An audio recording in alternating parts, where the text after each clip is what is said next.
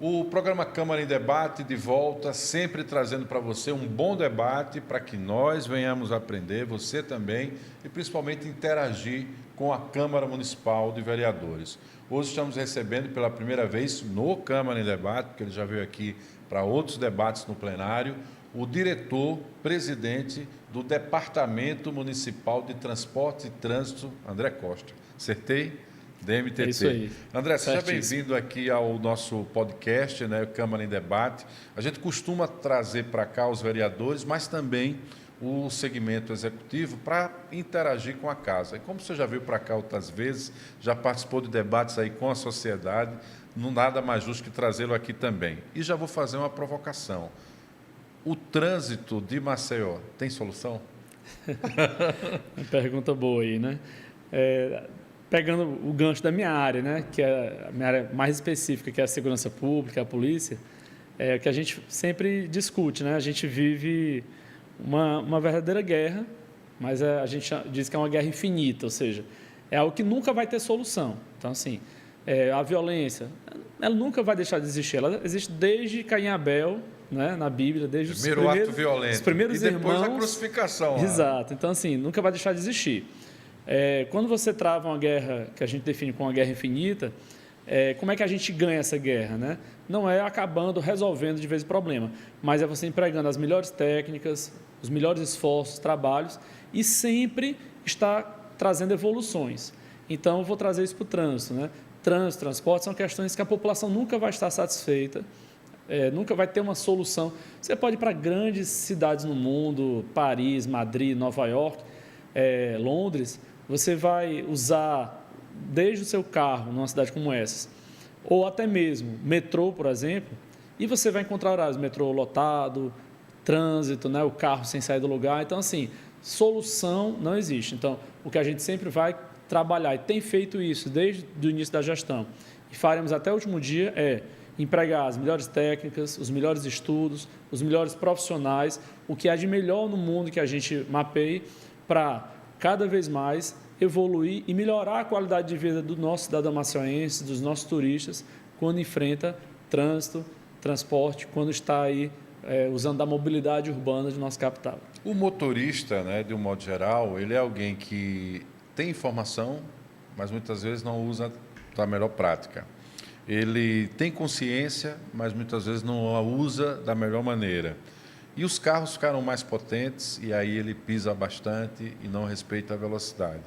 A última polêmica que eu vi que você respondeu na audiência pública, e eu lembro a você que está assistindo, o André participou na última semana de uma audiência pública, convocada pelo vereador Luciano Marinho, do MDB, para discutir mobilidade. Vamos chegar a esse ponto aqui também na entrevista.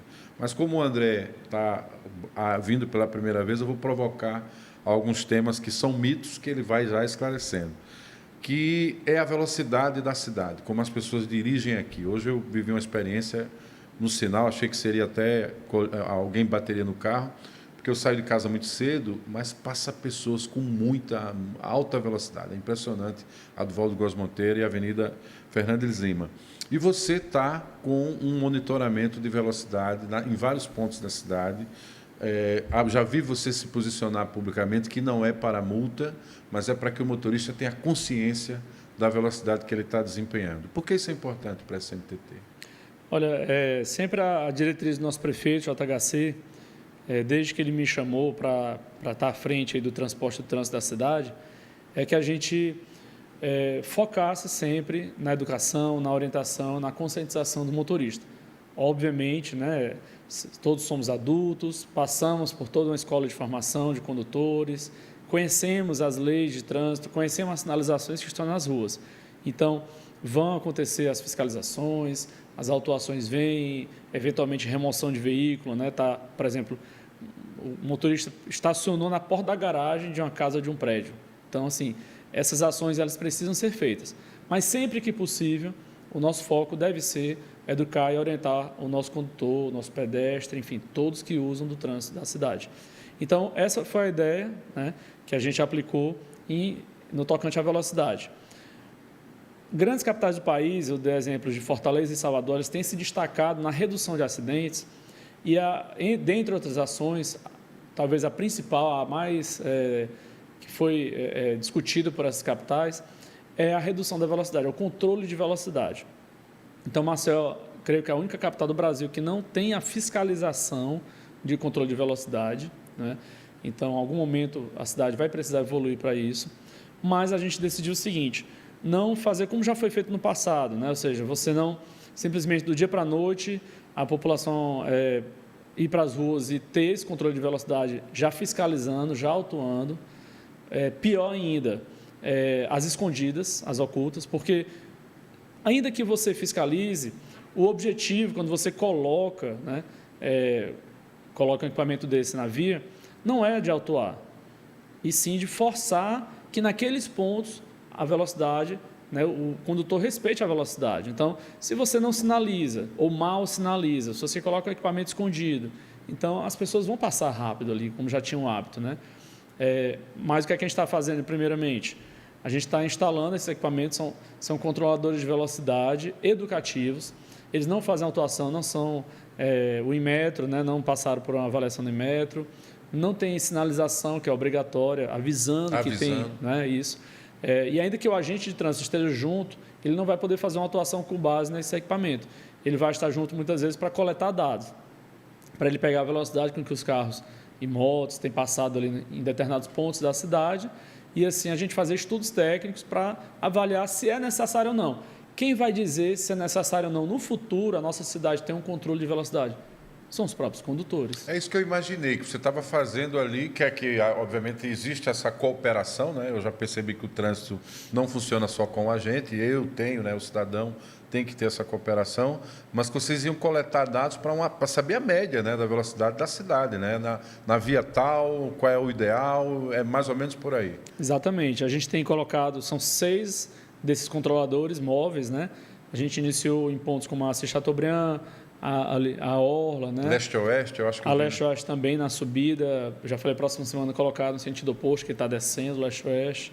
A gente também está na Duval de Góes Monteiro, na Via Expressa e também na Josefa de Melo.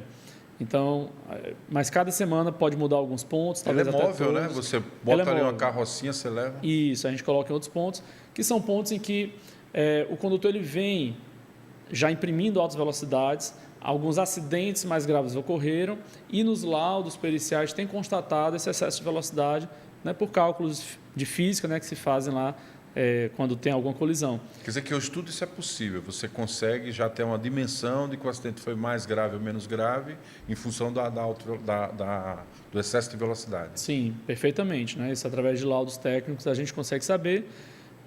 Aproveitamos da tecnologia, das câmeras, né, dos sensores para detectar isso não só nos acidentes, né, mas até ajudar a evitar, porque não deixa de ser uma sinalização que reforça a sinalização da via que diz qual é a velocidade máxima.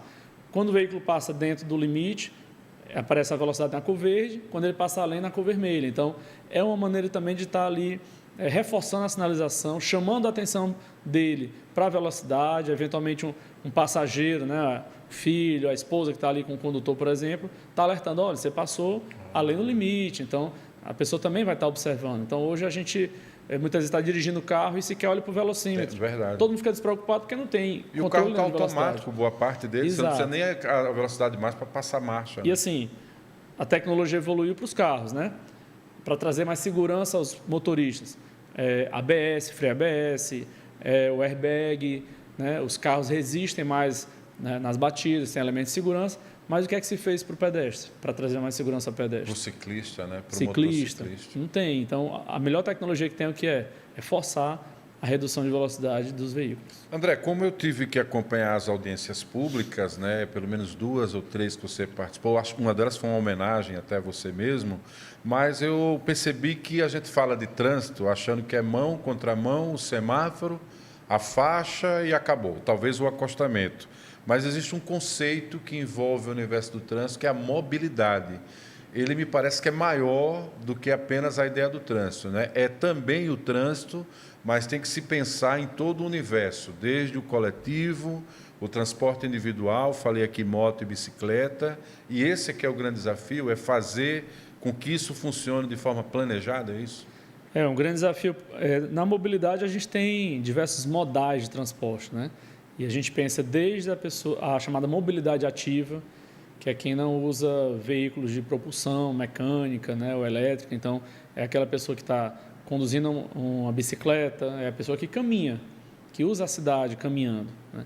Então, desde a parte da mobilidade ativa até mesmo transporte em massa, como no caso nosso de Maceió, nós temos o transporte coletivo do ônibus e também VLT, né, pela CBTU, do governo federal. Então, a gente tem que pensar em tudo, né, em todo esse grande sistema de diversos modos de transporte. Aí você tem também carros para aplicativo, táxi, o táxi lotação, mototáxi.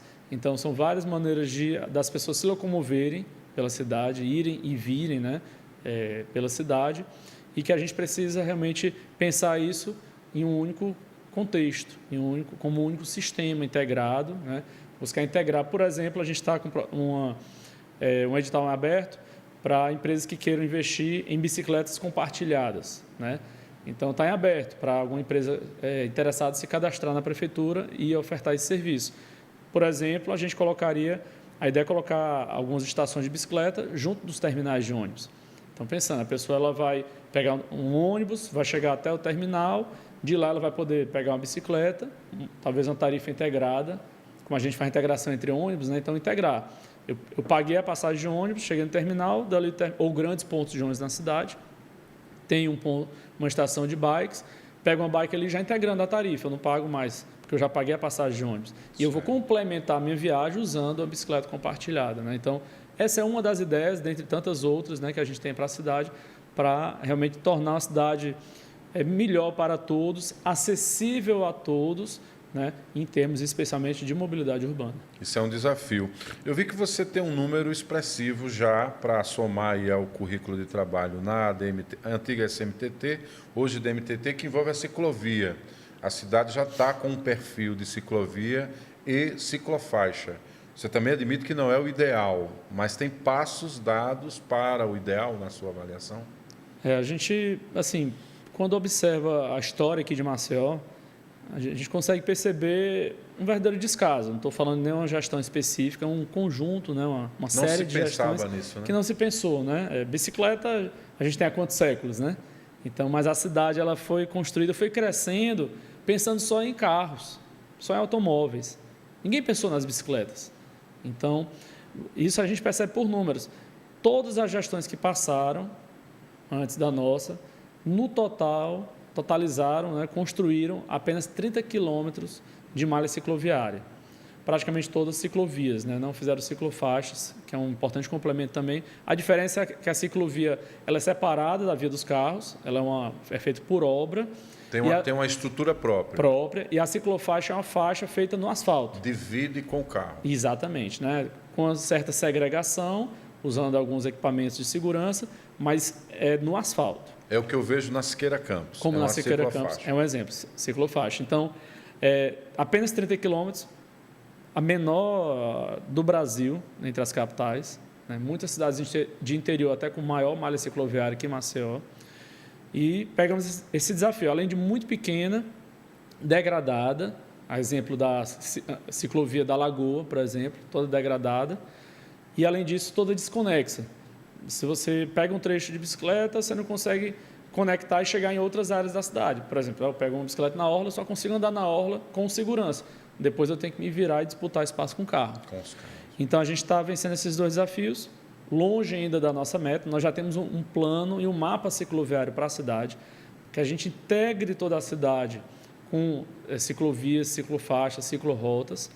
E aí, hoje já mais que dobramos, né? Em pouco mais de 2 anos, saímos de 30 para 67 quilômetros hoje de ciclovias e ciclofaixas.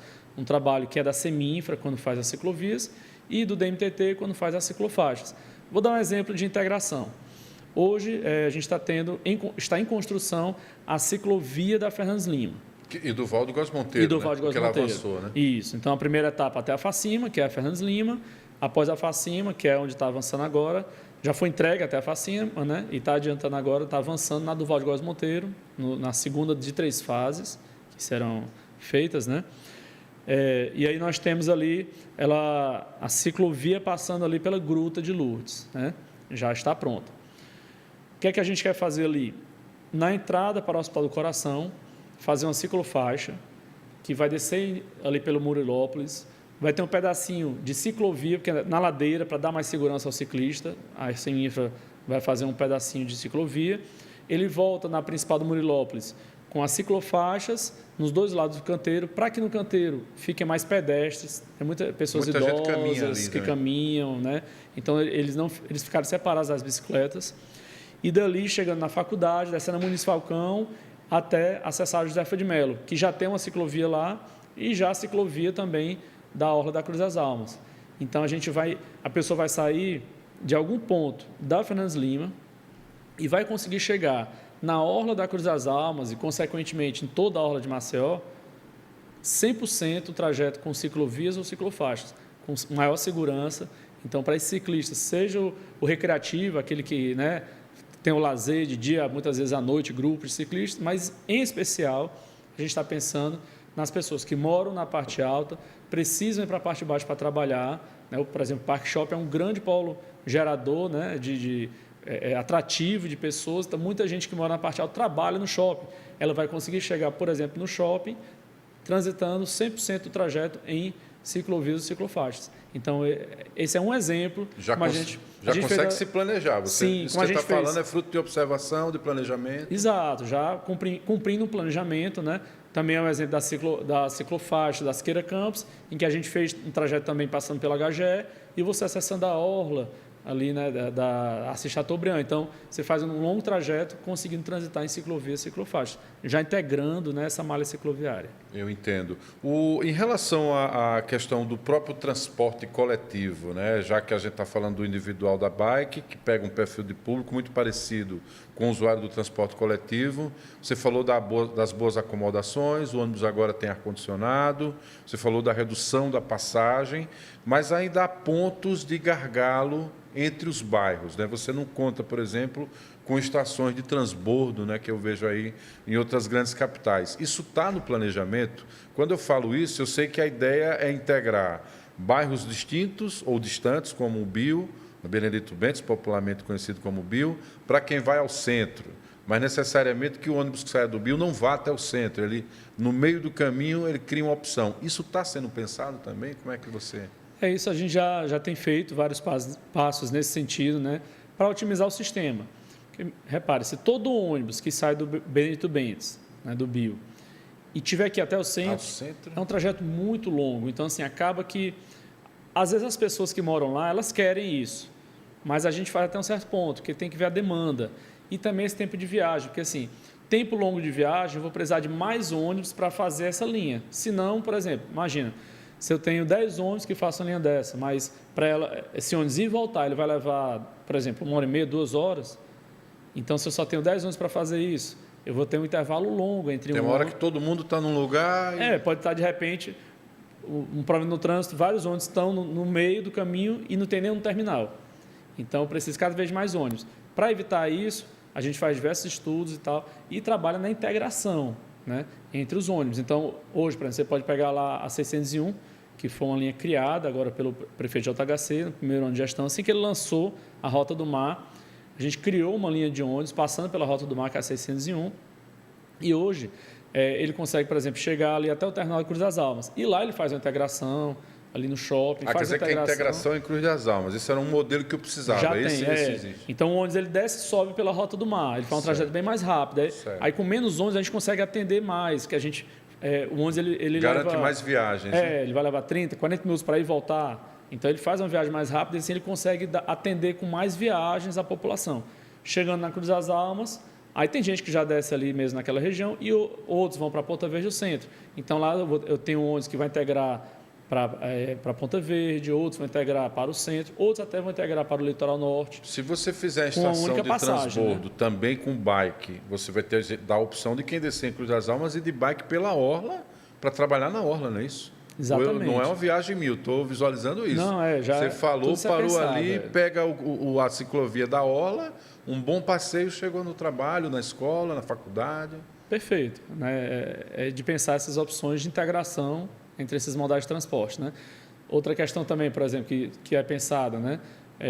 Hoje existe um debate ali em relação a táxi, né, que vem de Marechal, que vai para Marechal daqui, enfim, como é que faria? Então, a gente tem uma ideia, que é a integração também.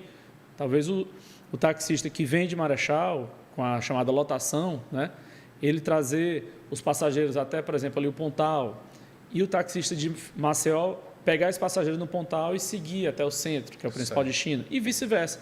Quando fizer a chamada lotação saindo do centro, não vai levar ninguém até o Marechal. O taxista de Maceió deixa até ali no Pontal. Ninguém vai do mercado de ninguém, todos saem ganhando. Exatamente. A gente acaba com esses problemas, né, que alegam, né? Não o pessoal fala, perseguição. Não é perseguição, é cumprir a lei. Então, está se cumprindo a lei. Se o taxista está agindo de uma forma contra a lei, existe a atuação normal dos órgãos de fiscalização, tanto daqui como de Marechal, da Barra de São Miguel, de várias outras cidades, que a atuação é a mesma, né? Ninguém faz diferente, não, todo mundo está atuando da mesma forma, e a gente evita problema para o taxista e para os seus usuários. Né? Então, quem é que lhe ajuda a pensar isso? Eu vejo você falar em conselho, né? Tem um conselho e tal. Esse conselho está lá, a representação de todos esses segmentos, todo mundo ali expõe os problemas. Como é que, por exemplo, o meu interesse lá, como motorista, como é que ele é representado no conselho, né? Então, para ajudar você a pensar aí essa estratégia toda aí. Existia lá no DMTT um Conselho Municipal de Transporte Coletivo, né? Já era uma demanda dos representantes do Conselho para que a gente mudasse a natureza desse Conselho, para que ele não fosse só de transporte coletivo, mas sim de mobilidade urbana. Mobilidade urbana. Isso. Como tinha antes da última reforma administrativa, né, que foi feita pelo prefeito nas leis delegadas aí, a parte de mobilidade, ela estava meio que, digamos, esquecida. Ela, na gestão anterior, tinha ido para a antiga SEDET, mas estava sem estrutura. E, na prática, desde que a gente assumiu, a gente passou a, na prática, exercer essa responsabilidade sobre a mobilidade urbana. Na reforma, esse tema voltou para o DMTT, né, que é onde realmente nunca deveria ter saído, de onde nunca deveria ter saído. Voltou oficialmente para o DMTT, e foi criado, né, um Conselho Municipal de Mobilidade Urbana, que era essa demanda de todos os representantes. E aí a gente está trabalhando na regulamentação disso aí para montar esse novo conselho e esse conselho também nos ajudar. Além do conselho, quase que diariamente a gente recebe representantes de tudo que é comunidade, do Maceió 1 a Cruz das Almas ao Pontal, então assim, Pontal da Barra. Então, de toda a cidade a gente recebe representantes, discutindo transporte, discutindo ações de engenharia de tráfego, né? Vem as sugestões, por mais que a gente tenha os técnicos, mas é importante ouvir o usuário, né? Então, a gente entender as demandas e analisar tecnicamente para ver se faz ou não sentido fazer determinadas alterações. Então, a gente sempre está de portas abertas para discutir. Se é para atender, está ótimo. Se a gente entender que não é para atender, a gente explica o porquê não está atendendo, né? Então, é dado esse retorno ao cidadão, mas assim, a gente conta com uma equipe técnica muito competente, muito profissional e muito bem representada, especialmente para agentes de trânsito, pelos fiscais de transporte também, né? E além de pessoas que a gente agrega em cargos comissionados, nós temos lá engenheiros, arquitetos, administradores, advogados, pessoas de várias áreas que dentro da sua área de conhecimento também agregam muito para que a gente tome as melhores decisões, né? Sempre vai ser a melhor decisão, não tem como a gente saber, mas sempre são decisões, sim, acertadas, porque são embasadas em estudos, são embasadas em oitivas com a população, então a gente sempre trabalha para proporcionar o melhor para todos. E você também circula na cidade, você está atento a isso. Com certeza. Eu queria saber o seguinte, todo mundo fala do problema gerado pela mineradora. Eliminou-se 4 bairros, perdemos ali 2 vias importantes, uma que magiava, né, meio que a Lagoa, que seria ali Bebedouro inteira até a antiga Brandini, lá na parte baixa, e você tem cruzando com a leste-oeste, né? E você perdeu, ou tenderá a perder no futuro, a Santa Amélia por conta da ladeira que dá acesso ali a Fernandes Lima. A gente vai perder aquilo ali, a DMTT trabalha uma maneira daquilo também continuar sendo uma alternativa, porque se todos forem para Duval de Góes Monteiro, teremos mais carros, né? Vai ser mais um desafio, ou para o transporte coletivo ou para o transporte individual. Como é que você pensa a cidade? Quando você saiu aqui, passou a primeira vez na sua atividade como delegado federal, a cidade tinha um perfil. Quando você volta em outra atividade já com esse desafio. Como é que você está planejando isso aí? É um desafio gigantesco, né? Eu expliquei lá na última audiência na Câmara, nós vivemos uma crise mesmo de mobilidade urbana na cidade, que foi gerado por toda essa ação aí decorrente da exploração do Salgema. Então, nós tínhamos o principal movimento da cidade, é o que vai da parte alta para a parte baixa e retornando, né? E nós só tínhamos 3 vias importantes, né? As maiores de acesso, né? Que era lá do Bebedouro, além do Valde Góes Monteiro e Fernandes Lima e da Menino Marcelo. Perdemos uma das 3, então o impacto maior foi para cima, né? A carga maior foi para cima do Valde Góes com o Fernandes Lima. Às vezes também carros que usavam lá passaram a optar pela via expressa, então sobrecarregou tudo, né? Perdemos aí 1/3 da nossa capacidade. Isso gera uma crise grave de mobilidade. Pessoas que mudaram, né? 50 mil pessoas, em torno de 50 mil pessoas mudaram de bairros, de regiões, até saíram da cidade alguns também. Então, tudo isso é objeto de muito estudo. Vocês estão fazendo obras ali, estou vendo ali na parte do Valde Góes Monteiro, tem uma paralela ali que antes era de barro, vocês estão transformando em asfalto, é para tentar solucionar isso? É para ajudar, né, a diminuir esse problema. São 2 faixas a mais de cada lado, partindo ali dos supermercados, né, que a gente tem na Gruta de Lourdes, e essa obra vai chegar até o viaduto da antiga PRF e voltando também até o Ibama. Então, dos 2 lados, são 2 faixas de cada lado, 4 faixas a mais. Até na Via Expressa vocês estão com intervenções? Também vai ter uma área na Via Expressa, porque as 2 são rodovias federais, né, e ambas têm área, né, que a gente pode utilizar para fazer essas faixas. Então, está já em andamento, essas obras estão em andamento, né, e vai diminuir o problema, juntamente também com a semaforização toda que está sendo trocada, especialmente já na Menino Marcelo foi trocada para 4G, que traz algumas facilidades, por exemplo, na reprogramação. Antes tinha que ir um carro lá, o cara mexer no reloginho para dizer, vai ter tantos segundos. Quer dizer que eu conserto o sinal, opero ele à distância? Tudo à distância, até do celular. Você pega o celular, vê no navegador do celular e eu altero ali, vou dar mais 5 segundos aqui, vou tirar 5 segundos ali. Então, tudo isso a gente faz hoje pelo celular ou na nossa central, 24 horas. Concentra o fluxo, diminui o fluxo. E vai testando, é fácil testar. Mas, bota aqui, vamos ver como é que fica. Botou 5 segundos. A gente fez recente, no Leste-Oeste. Então, de manhãzinha, se você estiver indo da parte baixa, subindo em direção a Fernandes Lima, você vê um fluxo muito grande. Às vezes, o trânsito ele acumula do sinal da rodoviária até antes daquela ponte do Jacintinho. Você monitora com câmeras, é isso? Tem câmeras e também a gente, além da câmera... aplicativos. E os aplicativos. Então, olha, vamos botar mais 5 segundos aqui para quem vem na principal. Vamos ver se no Feitosa dá muita pressão. Enfim, ficou bom, mais 5. Provavelmente vamos botar mais 5 para ver se desafoga mais. Então, é fácil, porque é só um computador e você reprograma, né? Então, esse 4G já está funcionando na Menino Marcelo. E é muito mais fácil. Imagina, você tem lá, não lembro agora de cabeça, talvez 20 semáforos e você manualmente refazer todos os tempos, né? Então, bem mais fácil agora. Manutenção semafórica, é o cara que vai lá com aquela caminhonete, né? Que monta lá, eu já percebi atrapalha isso. Até o trânsito muitas vezes, né? Agora faz pelo computador. E na Fernandes Lima do Valde Góes Monteiro, a gente foi além, implantando a semaforização inteligente. Então, que é o quê? Cada semáforo tem uma câmera ali. Essas câmeras não são de autuação, né? São câmeras para contagem de veículos, né? Você saber quantos veículos estão passando no cruzamento. E tem nos sentidos, tanto no sentido da principal quanto as perpendiculares. E os horários. Câmeras e tal. E o que é que ele faz na hora? Ele vai contando os veículos, ele percebe, por exemplo, quando começou a desafogar uma via, está passando menos carro, não está passando... Imagina o seguinte, o sinal acabou de abrir na Fernandes Lima, então vai passar carro segundo a segundo. Talvez uma hora, a depender da hora do dia, vai começar a passar a cada 2, 3, 4, 5 segundos, porque já desafogou e está vindo aquele carro que estão vindo de longe, já no embalo e vão passando. E ele já sabe que tem um tempo que tem carro parado na outra via, por exemplo, na Rotary, vamos dar um exemplo. Então, ele, ao detectar isso, ele para o sinal na Fernandes Lima, no caso ali da Rotary, e libera da Rotary. Mesma coisa, quando tiver já passando poucos carros na Rotary, ele fecha e reabre.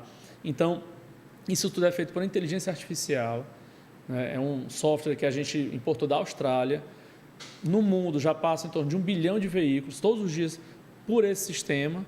Então, Maceió está dentro desse contexto também. Então, a gente, mais uma vez, trazendo o que tem de melhor no mundo para diminuir esses problemas. Então, assim, respondendo, vai resolver? Eu não vou dizer que vai resolver. Desde o começo eu falei, a gente não vai resolver o trânsito. Vai dinamizar, tem um verbo para lhe socorrer, dinamizar. Vai melhorar, o cidadão vai ganhar mais tempo, né? As simulações mostram, a gente está ainda otimizando esse algoritmo, né? Mas a previsão é melhoria de 30% no tempo de viagem, então já é muita coisa. Com a própria equipe, você é a sua equipe quem está trabalhando isso, não precisa contratar ninguém? Não. Aí a gente, às vezes, também se utiliza de alguns consultores de fora, né? Também temos um consultor, por exemplo, lá em Minas Gerais, em Belo Horizonte. Então, também, por vezes, a gente pega também ajuda de alguns consultores externos, né? Mas, no geral, nossa equipe está lá dia a dia pensando e repensando como melhorar a cidade. Diretor-presidente André Costa, queria agradecer sua presença aqui no Câmara em Debate. Falei que seria rápido, né? Meia hora, né? Voa, até por papo bom assim, voa logo. Mas eu aprendi ao longo de algumas entrevistas com alguns especialistas que as pessoas fazem bairros com alguns perfis, de repente, onde só tinha casa, agora passam a ter 50 prédios, né? Então, praticamente, você quadruplica e triplica o número de habitantes daquele lugar. E esquece que essas pessoas vão ter carro, moto, bicicleta, ou necessidades, né, de transporte coletivo. E depois de criada a demanda pelo setor imobiliário, cria-se uma demanda nova para o setor de trânsito, né? E aí temos um problema grande na cidade. A cidade cresce, se multiplica, mas, obviamente, tem que se tentar se pensar em soluções. Queria agradecer, e, claro, quando esses sistemas estiverem mais em operação, a gente voltar a conversar, quem sabe ainda alcançando o Câmara em Debate para trazer esse tema. Então, a próxima oportunidade. Eu que agradeço, Marcos, e em breve certamente estarei aqui no Câmara em Debate. É um grande prazer participar aqui desse momento com você. Quem diria, é um sinal inteligente, hein? Eu sempre achei o semáforo a coisa mais tola do mundo. Vermelho, amarelo, tal, verde, mas agora eles são inteligentes. É isso que a gente queria apresentar para você no Câmara em Debate, tentando mostrar, claro, essa perspectiva nova da cidade, que passa também pela Câmara Municipal de Vereadores. Discutiremos o plano diretor, também tem plano de mobilidade, quer dizer, tudo precisa ser planejado para você, cidadão. Você gostou dessa entrevista? Compartilhe o nosso link, porque mais pessoas precisam tomar conhecimento do que é que está sendo feito para pensar a cidade de Maceió. Até uma próxima oportunidade, até o próximo Câmara em Debate.